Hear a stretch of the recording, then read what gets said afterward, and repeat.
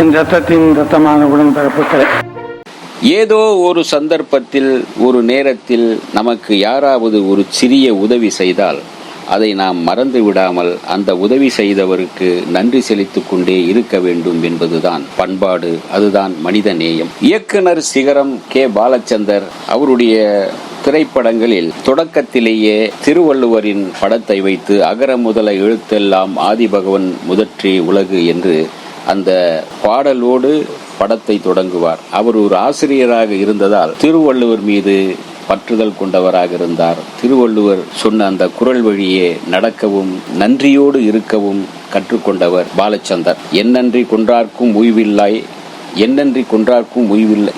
எந்த நன்றியும், அதாவது எந்த காலத்தில் செய்த உதவியானாலும் அதை மறக்காமல் நன்றியோடு இருக்க வேண்டும் என்று வள்ளுவர் சொன்னதை கருத்தில் கொண்டவர் பாலச்சந்தர். எனவே பாலச்சந்தரை திரை உலகுக்கு அறிமுகம் செய்து வைத்தவர் இயக்குனர் சிகரம் பாலச்சந்தராக அவர் உருவாக அடிப்படையில் காரணமாக இருந்தவர் மக்கள் திலகம் எம்ஜிஆர். மக்கள் திலகம் எம்ஜிஆர் பாலச்சந்தருடைய நாடகங்கள் பார்த்து ஈர்க்கப்பட்டு அவரை தன்னுடைய தெய்வத்தாய் படத்திற்கு வசனம் எழுதும்படி சொல்லி அப்படிதான் அவர் சினிமாவுக்குள் வந்தார் பாலச்சந்தர். அந்த நன்றியை மறக்காமல் பாலச்சந்தர் தன்னுடைய ஒவ்வொரு படத்திலும் ஏதேனும் ஒரு காட்சியில் ஒரு பாடலில் மக்கள் திலகம் எம்ஜிஆருக்கு நன்றி செலுத்திக் கொண்டே இருந்தார் என்பதை பழனி என்.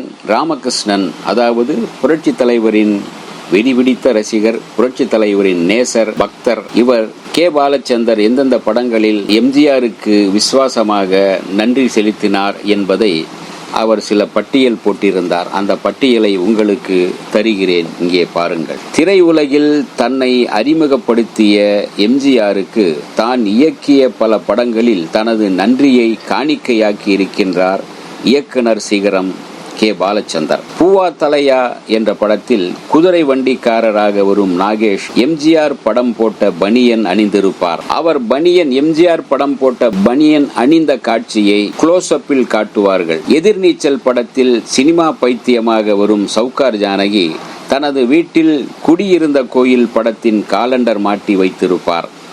மன்மத லீலை படத்தில் கமலஹாசன் ஒரு நண்பர் வீட்டுக்கு செல்வார்.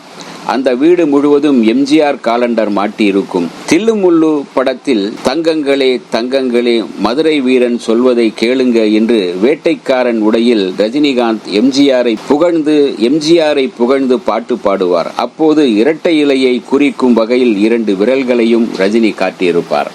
பூவா தலையா, எதிர்நீச்சல், மன்மத லீலை, தில்லுமுல்லு எல்லாமே பாலச்சந்தரின் படங்கள், அவர் இயக்கிய படங்கள்.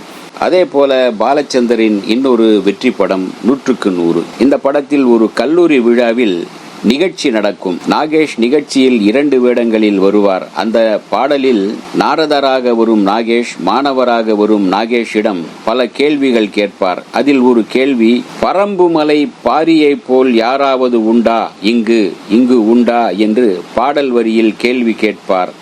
அதற்கு மாணவராக வரும் நாகேஷ், பரங்கி மலையில் வாரி வழங்கும் வள்ளல் உண்டு, இன்றும் உண்டு என்று பாடல் வரியிலேயே பதில் சொல்லிவிட்டு எம்ஜிஆர் போல் கத்தி சண்டை போட்டு காட்டுவார். இப்படி பல படங்களில் பாலச்சந்தர் மக்கள் திலகத்திற்கு முக்கியத்துவம் கொடுத்து காட்சிகள் அமைத்ததை எம்ஜிஆர் ரசிகர்கள் என்றும் ரசிக்கிறார்கள், மதிக்கிறார்கள், போற்றுகிறார்கள். இப்படி எம்ஜிஆர் மீது தனி மதிப்பும் மரியாதையும் வைத்திருந்தார் பாலச்சந்தர். அதனால்தான் தான் சினிமாவில் வருவதற்கு வழிவகுத்து கொடுத்த எம்ஜிஆருக்கு நன்றியை தன்னுடைய ஒவ்வொரு படத்திலும் செலுத்தினார் பாலச்சந்தர் என்பதற்கு இது ஒரு நல்ல உதாரணம் என்று நினைக்கின்றேன். இந்த வீடியோ உங்களுக்கு பிடிச்சிருந்தா லைக் பண்ணுங்க, ஷேர் பண்ணுங்க, கமெண்ட் பண்ணுங்க, சப்ஸ்கிரைப் பண்ணுங்க, மறக்காம பெல் ஐகானை கிளிக் பண்ணுங்க.